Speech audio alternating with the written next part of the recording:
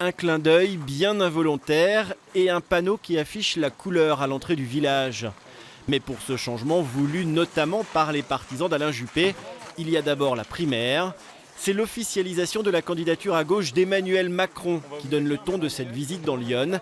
Si cette annonce n'est pas de nature à l'inquiéter, elle agace quand même le candidat de la droite et du centre. C'est d'abord un problème pour M. Hollande et pour la gauche. Pour moi, M. Macron est le co-auteur de la désastreuse politique économique qui a été conduite depuis 2012. Il essaye aujourd'hui sans doute de se refaire une virginité. Au programme de cette visite, des rencontres avec différents acteurs de la santé, mais aussi du numérique. Lyon est à la traîne en la matière. Il faut vraiment que l'État et tous les services de l'État poussent véritablement à ce qu'on ait demain la fibre optique partout.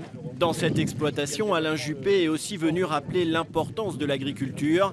À 4 jours de la primaire, le maire de Bordeaux cherche à mobiliser le plus grand nombre de votants pour espérer arriver en tête dimanche soir.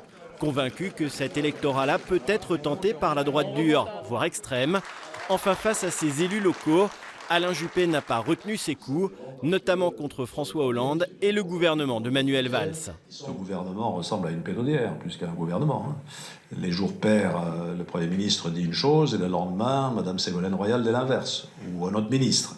Ça ne peut pas continuer comme ça et la voix de la France sur la scène européenne et sur la scène internationale est devenue quasiment inaudible. Je pense qu'il a la méthode et qu'il a l'expérience pour reconstruire la République. Alain Juppé a repris la route de Paris pour préparer le débat de la primaire demain soir et son dernier meeting d'avant-premier tour prévu vendredi soir à Lille.